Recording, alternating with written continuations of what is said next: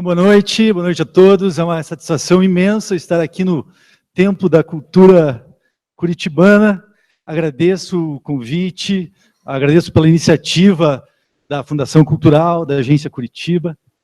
E eu me sinto um pouco diferente dos outros palestrantes aqui hoje. E o principal motivo é que todo mundo, quando fala de inovação, pensa em tecnologia.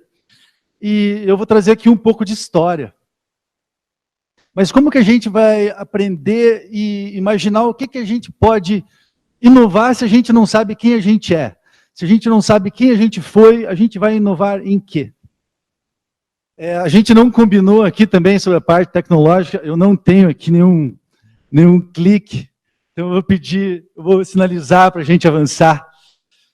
Aqui temos então um mapa da América do Sul, e uma região muito pequena, onde existe a erva mate, a área endêmica, como gosto de chamar.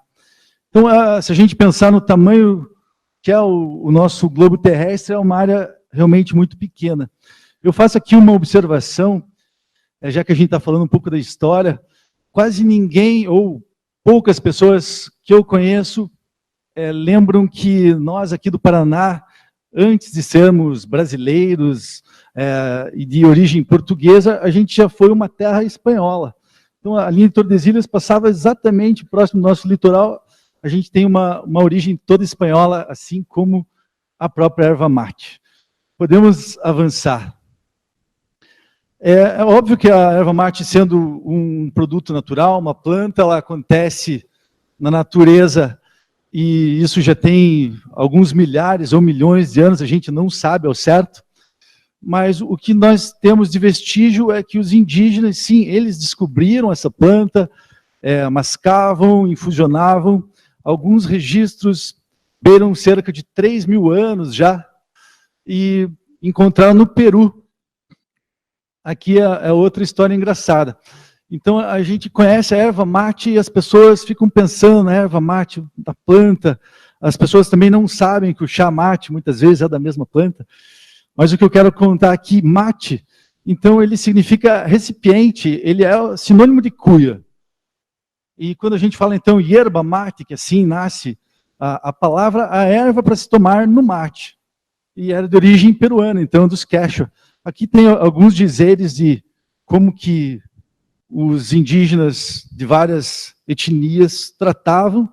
E para nós, brasileiros, todo mundo fala chimarrão, né? Então eu falo erva mate, então é chimarrão? É sempre a mesma palavra, ou tererê. E eu pretendo desconstruir um pouco disso para a gente idealizar o mate como uma palavra maior. Então, apesar dele significar recipiente, a gente pode singularizar e dizer que tudo, seja a bomba, a cuia, a própria erva, tudo é mate. Então, os indígenas, muito importante a gente lembrar deles. Podemos avançar.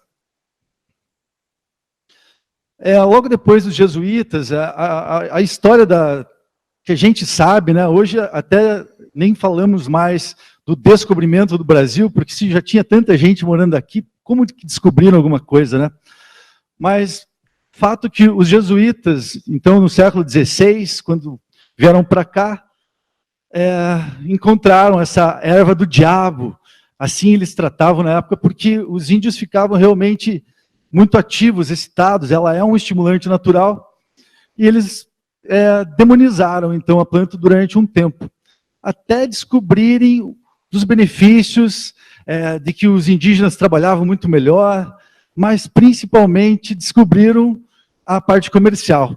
Então, os jesuítas foram muito importantes, eles que aperfeiçoaram os métodos de secagem, trouxeram os metais, e ganharam bastante dinheiro vendendo a erva mate para todo lado. Quando eu estou contando um pouco da história, é bem importante para nós aqui, que somos o paranaense, o curitibano, nós temos poucos traços de identidade culturais, então esse é um dos motivos. E uma forma da gente conseguir também recuperar é trazendo nomes, trazendo personagens. Então aqui eu lhes trago 2 nomes que vocês ouvem falar muito, talvez não conheçam tanto, mas o Rafael Pardinho, aquele cara da praça, ouvidor Pardinho, onde vocês vão tomar vacina ou qualquer remédio, Esse cara foi muito importante também. Ele veio enviado do reino na época do século XVIII para cá, e ele cuidava da região aqui de São Paulo, até onde é Santa Catarina, tentando organizar um pouco a nossa bagunça, que imagine se hoje é bagunçado, naquela época era um pouquinho mais. E ele percebeu que o Paraná era muito pobre. A gente não tinha quase nada, pois o ouro que aqui havia era tão pouco, e as pessoas abandonaram o estado até Minas Gerais. E sabendo disso, sabendo que a gente tinha erva mate, ele encontrou como a única coisa que era possível de fazer com que a gente tivesse algum progresso. Ele fez uma carta régia para o rei, onde ele pedia que nós, pobres paranaenses, pudéssemos vender a erva mate para a Bacia do Prata, pois sempre foi de lá os grandes consumidores, né, Argentina, Uruguai, e a gente conseguiu, então, através dele, esse sucesso. E o Saint-Hilaire também leva o nome de rua aqui em Curitiba, é um botânico francês que dá uma banda aqui por toda a América do Sul e encontra a erva mate no Paraguai. Então ele catalogou como Ilex paraguarensis, só que ele esteve lá antes de vir aqui para os campos curitibanos, e até existe um relato onde ele disse que se soubesse que aqui existia mais e de melhor qualidade, teria feito como Ilex brasiliensis. Na época não tinha o Paraná ainda. Podemos avançar. O perfume do mate, assim, tem um autor que trata. Então, o Paraná é o epicentro. Não existe nenhum lugar do mundo que possa sentir maior satisfação e orgulho de obter a erva mate. Aqui é o epicentro dela mesmo. Aqui, alguns ícones, então, para poder falar. Uma pintura lindíssima do Alfredo Anderson, onde ele coloca a erva mate sempre ao lado da araucária, são as plantas consorciadas. Então, o ouro verde surge também do termo da erva mate. E pensem vocês, então, voltando para a inovação. Naquela época, isso aqui é século XIX, a gente conseguiu criar a Estrada da Graciosa, a construção da Estrada da Graciosa, a construção da Estrada de Ferro, a construção de barricas, a idealização de litografias. Os irmãos Rebouças, que batizam o nosso bairro Fabril aqui de Curitiba, o André Rebouças, meu xará na época, falou: não se vai ao baile com a mesma roupa que você vai à roça. E ele falava isso referindo-se à forma com que a gente vendia a erva mate. Então ela ia, de qualquer forma, em surrões de couro, e a partir dessa proposta, houve essa provocação e construíram as barricas, também desenvolveram daí os métodos para fazer as litografias. Então era a forma do design muito moderno para aquela época. E pensem vocês, então, que ela significou 85% da riqueza durante o auge da economia nessa época. Aqui mais um personagem muito importante, o único paranaense que faz parte do panteão dos heróis em Brasília, Barão do Cerro Azul, Ildefonso Correia, ele que foi morto durante uma emboscada política, durante a Guerra Federalista, um cara que foi considerado o maior produtor de mate de todos os tempos. Ele era um empreendedor nato, como estamos tratando aqui também. Ele revolucionou, na época, o mercado. Então, ele, abolicionista que era, começou a ter tratativas de salário, né, de assalariados. Ele ajudou a idealizar o passeio público, fundou o Clube Curitibano, não à toa existe o Salão Azul. Também fundou o Colégio Tiradentes, a Associação Comercial do Paraná, a Impressora Paranaense. Enfim, vocês podem conhecer um pouco mais sobre ele. Nessa época, então, existiam muitos casarões. As pessoas gostam de referir a esses personagens como os barões do mate. Aqui o Palacete dos Leões, que fica no Alto da Glória, e a antiga construção da Universidade Federal do Paraná, na época apenas Universidade do Paraná, e que carinhosamente a tratavam como Universidade do Mate. Então pensem vocês, tudo que foi feito nessa época, há mais de 100 anos atrás, e que hoje pouca gente sabe dessa história, como isso tudo pôde acabar. Nos últimos 100 anos, como eu disse, a gente teve uma evolução muito pequena desse mercado. Posso tratar o Mate Leão como um dos principais expoentes. Após o fim do grande ciclo, eles acabam idealizando o chamate, com uma propaganda fantástica, com dizeres, linguagem, embalagem, qualidade, mas acaba parando mais ou menos aí. E eu brinco ainda dizendo que depois que a Coca-Cola comprou, que destruíram a fábrica, né, foi vendida para a igreja, eu digo que o leão agora tem um rugido um pouquinho mais suave, ele não é mais tão simpático como já foi. E do outro lado, então, do Paraná para cima, consome-se o chá. Do Paraná para baixo, a erva mate empacotada, como tem aqui as prateleiras, onde uma parece com a outra, que parece com uma, e basicamente sempre dentro da cuia. Né? Por mais que a gente tenha estéticas e essas coisas ali são lindíssimas, esse artesanato, mas diria que isso é pouco para o nosso sucesso, para o comércio. Falei um pouco da erva mate, para agora falar um pouquinho de mim. Então, contando um pouco dessa história, eu que sempre tive o sonho de trabalhar com as artes, com a cultura e poder contribuir para a nossa cidade, para o nosso estado. Sempre fui um mateiro, desde cedo ali com a minha avó. Já me dediquei à música durante um bom tempo. E quando eu consegui largar tudo para tocar, eu descobri que isso não era tudo. E eu procurava algo a mais. Então, eu pensei que, trabalhando nos bastidores, como produtor, eu teria uma importância maior do que no front, onde já existem tantos artistas. Também trabalhei durante algum tempo com agência de live marketing, de marketing promocional. Ali a minha esposa e a minha filhinha. Como eu gosto das artes, sou um sagitariano, pintei essa tela e coloco ali, simbolicamente, também o mapa astral, pois ele diz que eu realmente me encontrei. A gente estava falando há poucos outros palestrantes sobre a importância de conseguir encontrar um ofício, um trabalho onde o seu ideal, é como se fosse um sinal interior, né? A gente se encontra e isso vale muito mesmo. Em 2016, foi possível iniciar a materialização dos projetos. Então, a gente deu o nome de Mate Cultural.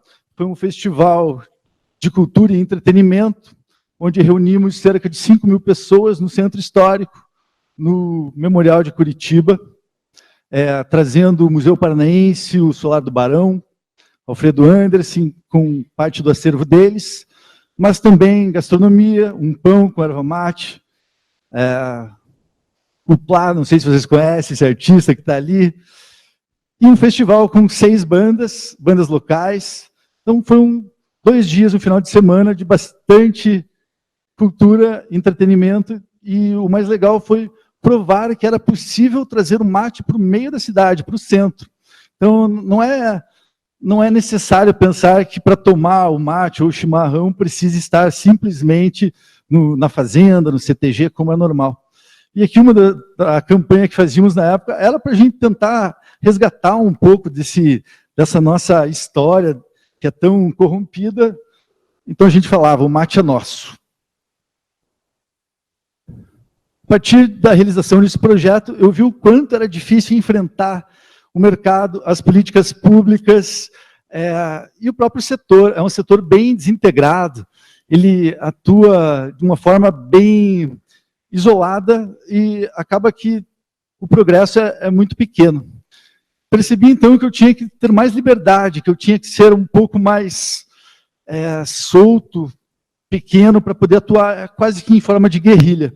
E assim nasce o Mate Roll, onde o nosso símbolo é um mate guitarra, né? Então a gente traz o som na nossa alma, e a ideia é que a gente consiga, a partir desse movimento artístico, resgatar a história, mas também pensar na forma econômica de alavancar o novo ciclo.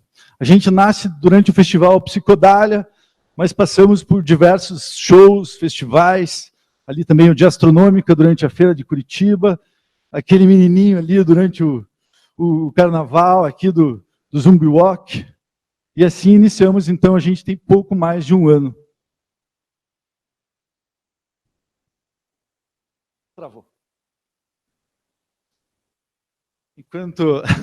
Enquanto deu essa travada aqui, aproveito para pedir para o pessoal lá de trás, já convidando vocês. A gente tem aqui um bar montado, oferecendo o mate na cuia tradicional, na faixa, para quem quiser tomar, mas também estamos vendendo alguns produtos. A gente tem uma cerveja deliciosa com erva mate, a gente trouxe alguns drinks com mate, tem aqui um mixologista, tem um mestre cervejeiro que faz a nossa cerveja, que está ali também, e a equipe do pizza, está servindo pizza, também temos o chá batido, então, logo após esse finalzinho aqui, vocês podem conferir.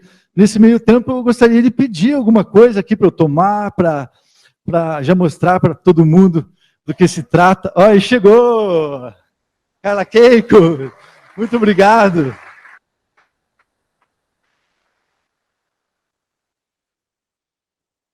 Tintim. Eu vou deixar aqui. Poxa, mais um, ó. Esse aqui eu vou oferecer, então, para Guilherme Cominesi, o mestre cervejeiro, fez esse produto delicioso. Quem for mais rápido vai ganhar essa cerveja aqui. Quem? Ninguém se oferece? Lá. Até você aqui, ó. Era proibido trazer bebida aqui. A gente quebrou o protocolo. Então, tome em silêncio. Valeu. Então, o Mate Roll tem essa proposta que era óbvia, né? Eu coloco o mate, obviamente, a gente tem toda a nossa história fundamentada nisso. Nós somos o maior produtor do mundo, como que ninguém fala disso? Como que a gente não explora isso como negócio? A gente está mudando um pouco a linguagem, mudando a estética e intangibilizando, né, com a arte e a música, onde a voz artística é o nosso garoto propaganda. A gente pensa que os nossos artistas curitibanos, paranaenses, podem levar o nosso mate para fora, mas o mais importante é que a gente reconheça a nossa história. Aqui também tem alguns pacotes com o Conde Baltazar, um outro artista brilhante aqui de Curitiba. A gente está bem pequenininho ainda, mas já conseguimos mais de 50 clientes, a gente participou de dezenas de eventos, shows, a gente produz alguns shows também, um número que para nós, pequenos que somos, é bem importante, a gente conseguiu, numa feira, numa pracinha, vender mais de 200 copos de chá, num dia só. Para nós, então, pequenos que somos, isso já é um grande número. Mas o mais legal é trabalhar com a parceria. A gente tem integrado o mercado, como eu disse, então, dos mixologistas, baristas, mestre cervejeiro, entre tantos outros. E nesse meio tempo, a gente até foi incubado e acelerado dentro do Coletivo Alimentar, um espaço incrível que fechou as portas recentemente, mas que durante 3 anos ele pôde colaborar para a nossa economia, para a nossa... com caráter social também, a sustentabilidade, o lado ambiental, e criamos uma coisa que seria óbvia também, mas foi a primeira casa a oferecer erva mate, comercializar a erva mate no sul do Brasil. Então a gente trouxe uma carta de drinks, uma carta de soft drinks com álcool, e o próprio chimarrão, onde a gente vendia. Então a materia, em breve, em novo endereço, a gente está trabalhando com isso. Produzimos alguns shows, eu já realizei alguns workshops, alguns cursos também. A parte da saúde é bem importante, já que a gente vive nessa era onde todo mundo fala em ser saudável. Em 1964, o Instituto Pasteur já descobriu que a erva mate contém praticamente todas as vitaminas. Então, ela é absurdamente nutritiva. E fazendo uma comparação com o chá verde, que acaba sendo a vedete do mercado, a gente tem 196 compostos ativos contra 144 do chá verde. E por que a nossa voz é tão baixa? Então, os gringos, eu falo que eles já encontraram porque os caras já estão fazendo enlatados, engarrafados, energéticos de todas as formas. O mercado dos cosméticos, ali tem um da Natura, que já tem alguns anos, mas ainda é pouco explorado. Então, devido aos super antioxidantes que nós temos no mate, ele tem um potencial enorme para a saúde. Mais uma bebiricada. Aqui um pouco do que a gente tem como referência e meta. A gente tem que agregar a qualidade, a procedência, a sustentabilidade e inovação. Alguns selos que a gente deixa bem claro que nós ainda não temos, então isso é a forma que a gente visa e como crescer, como colocar a gente no mercado de forma sustentável, mas também buscando o nosso progresso. Em São Mateus do Sul, que é da onde vem boa parte dos nossos produtos, a gente tem o primeiro selo de indicação geográfica do Brasil de erva mate.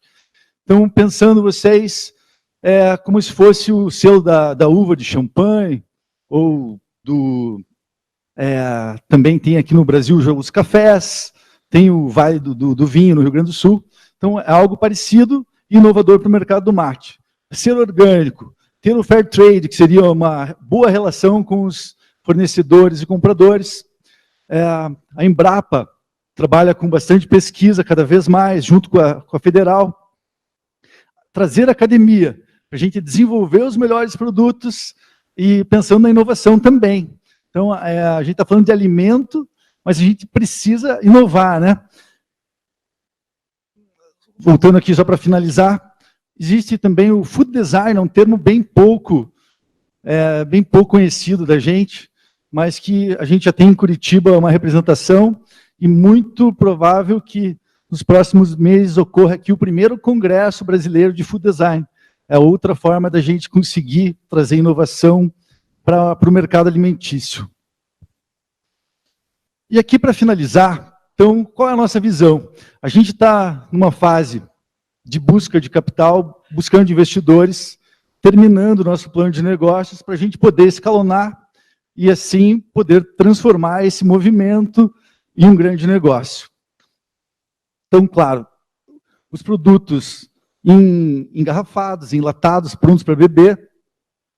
Falamos há pouco da Olist, então a venda online é importantíssima.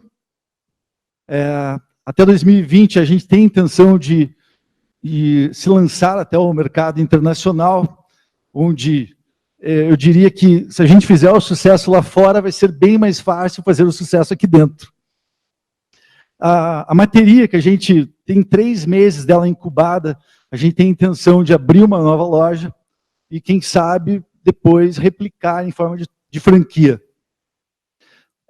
E para finalizar aqui, o clube de assinatura, que é uma coisa bem comum hoje para tantos produtos, onde para a gente poder trazer a nossa música, como sempre, a ideia é criar uma parceria com o Spotify, onde cada pacote traga um novo artista, um ritmo e um novo som.